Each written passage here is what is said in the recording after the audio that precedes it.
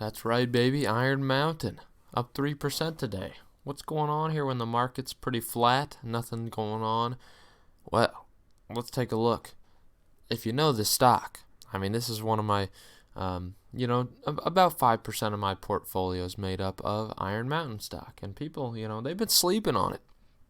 It's a position I've been technically down on if you look at market gain. There's no doubt about it. But may have been down in market gain. Overall through dividend, I am up because this thing yields a whopping 7%. But if you look at this thing, what do you expect? This thing is just a stagnant beast. Really just assuring that dividend. It's all you're focused on. Since I initiated a position probably like 2017, mid-2017, things down 5%. Right now, I think I'm pretty much close to break even after today. So we're getting close because I lowered my dollar cost average. So nothing's crazy about this stock. Let's be fair. We can hope for highs somewhere in the 40s, If we get there, I'm okay with that. If we don't, I'm also plenty okay with that. I'm enjoying this thing for the dividend, no doubt. But let's get into these earnings and see why this bad boy is up today. So, first off, they beat on an FFO basis of 65 cents, which beats by 2 cents. So, good for them. And revenue of 1.08 billion, which is up 2% year over year, which beats by 10 million.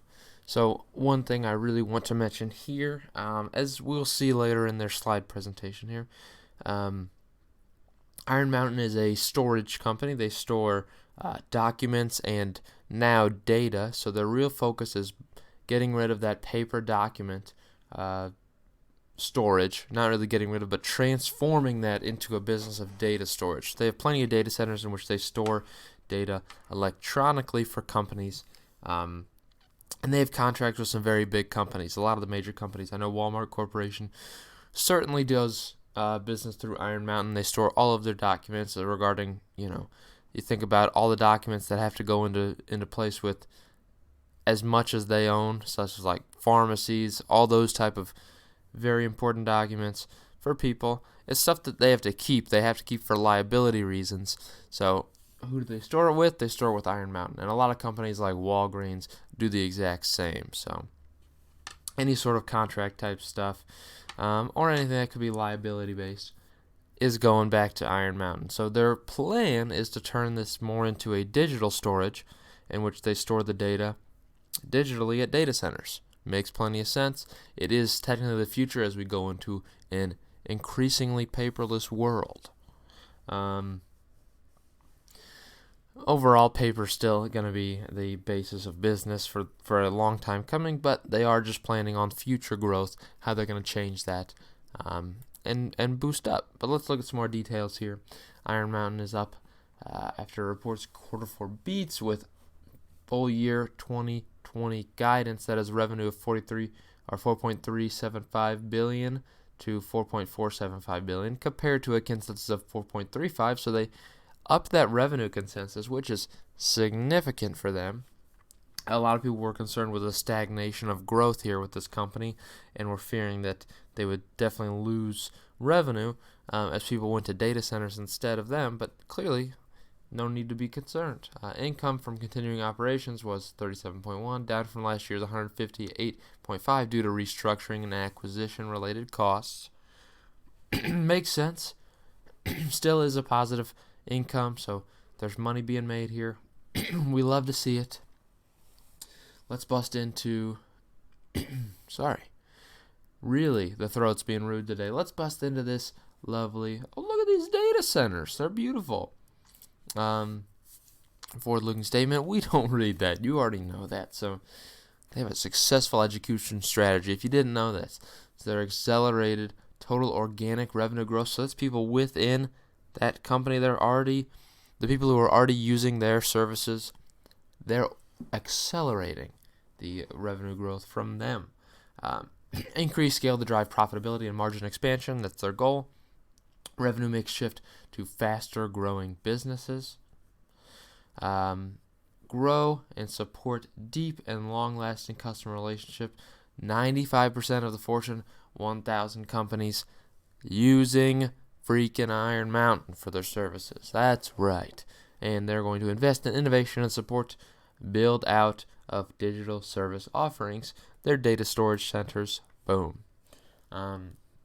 Project Summit, which they announced last year, it's a simplified global structure, united REM operations under one leader, who is Ernie Cloucher. That's how I think his name's pronounced, and you can't doubt me on that, okay? It's official. That's what he's called. Consolidated external reporting segments to reflect global RIM as a one business unit, and a rebalance resources to sharpen focus on higher growth areas. So, meanwhile, they are streamlined managerial structure for the future. So this is where you saw a little bit of a decrease in that income, is this kind of restructure they've been working on, changing what people are doing what. So they're consolidated the number of layers and reporting levels. So makes it a little bit more simpler. It is a more just simpler business model now. They're not making it more difficult than it has to be. They reduced the number of positions at the VP level above. Approximately 70% of impacted employees were notified. So that's exciting.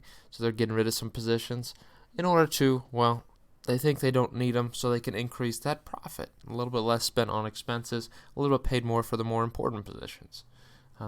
Reducing the total managerial and administrative workforce by approximately 700 positions over the next 2 years. People were very scared about this, obviously, for many reasons. People think layoffs can typically mean the business is failing. I think there's certainly a justification for elimination of positions, no doubt. I mean, I'm in a point in my life where I fear positions in my work right now are going to be eliminated, and I'm fearing my job could be. But overall, I know it's not because of the company failing. It's because of the restructure of the company. They're trying to progress and do what they have to do to benefit in the long run. So if you're paying a bunch of these, high-level executive salaries, if they're not essential to that business, you could be using that money elsewhere for expansion and growth. You really could, or you could pay your key players more. It makes sense. You don't need to pay more people than you need to pay. Just from a finance perspective, especially if you think about the fact that we've had wages consistently increasing over the past 4 or 5 years. You need to pay that somehow. If you're not going to be rapidly increasing the profit you're bringing in, you're going to need to increase or maybe decrease position or hours. That's unfortunately the cost of rising wages. Typically, the companies, they're going to be paying less in terms of hours. They're going to be paying less people in general. So it's kind of the sacrifice you pay. But really, the goal here for them, and it's not necessarily that, it's not them reducing.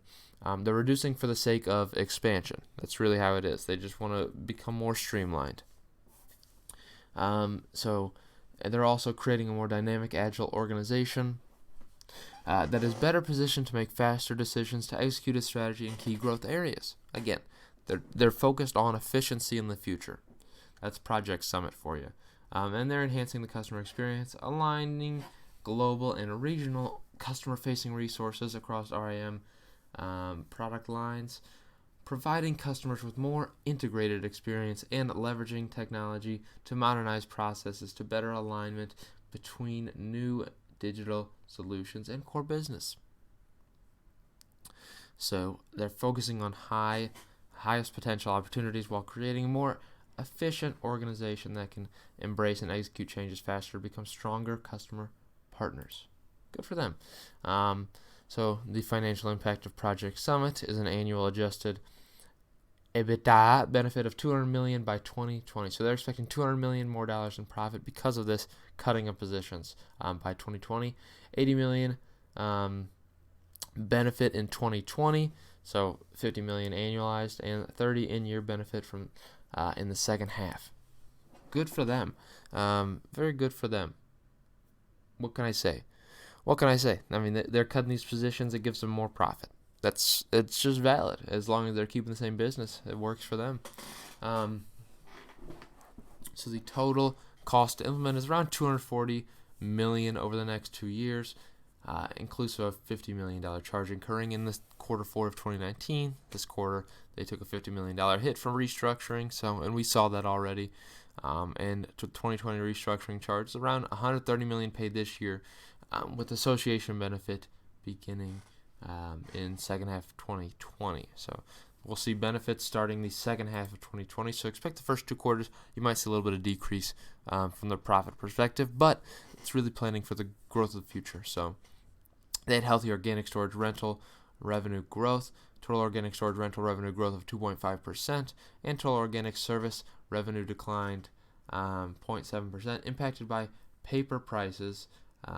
Organic services up 2.9%, excluding paper. So increase in paper prices caused them a little bit of a decrease in revenue there.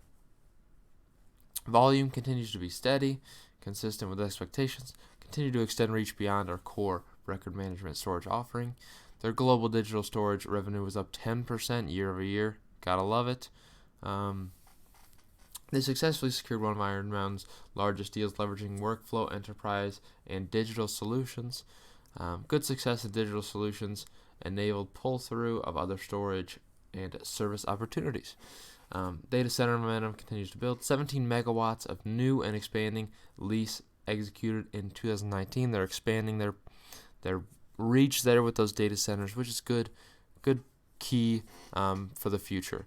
Their new key turn data center capability brought online in key markets around the world, 90% stabilized utilization, and a strong and building 2020 leasing pipeline driven by an uptick in larger enterprise and hyperscale activity.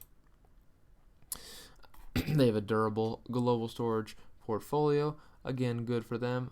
You see, obviously, a majority of their business is going to be through records management. That is their core business. They also have data protection, in which you should see that thing increasing as time goes. Adjacent businesses, pretty steady there, but you do see a little bit of growth in that. You also see consumer and other businesses as a line that's increasing too. So data center leasing on track. So 2 megawatts of new and expansion lease signed in quarter 4, 17 megawatts for the full year. Added 100 new logos in 2019. 2020 leasing target of 15 to 20 megawatts expected in 2020. Very nice for them.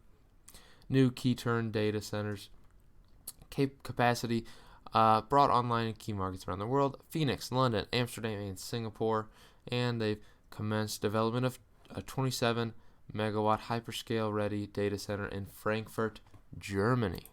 That's named after a hot dog. You got that right. So overall, you see their performance, a 1.7% year-over-year increase in revenue. Very nice for them. Storage increased and service increased as well. Gross profit you saw increase by 1.5%. Good for them. Overall profit margin decreased just a slight bit, 0.1%.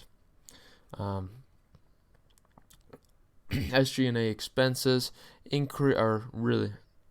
overall they decreased, so we spent less spending there. Income from continued operations down quite a bit, and it's because of that restructuring expenses that we saw earlier and some acquisitions. So, but adjusted EBITDA is up 7.5%. I don't know why I say it like that. It's just what I say, okay? Net income down, as we saw. AFFO down, or increased 17.7%. And dividend per share increased 1.2% as well. And they always are increasing their dividend too, which is lovely. For the full year, increased nearly 1% for revenue. Storage increased, but the service did decrease for full year. Gross profit was pretty well flat year over year. Dividend per share increased 3.3% for the full year as well, which is fantastic. So, segment growth and margin trends here. You see the organic revenue growth from global IRM was 0.9%, data centers 7.8%, and from corporations and other 0.1%. Very cool stuff for the full year. You saw a total growth over there of 1.1%. That's really all I care about from that slide. But the balance sheet is well positioned. So approximately 80% fixed rate debt, 4.8% weighted average interest rate, 5.8 years weighted average maturity, and no significant maturities until 2023. So they shouldn't have any super hits on their balance sheet for another couple of years.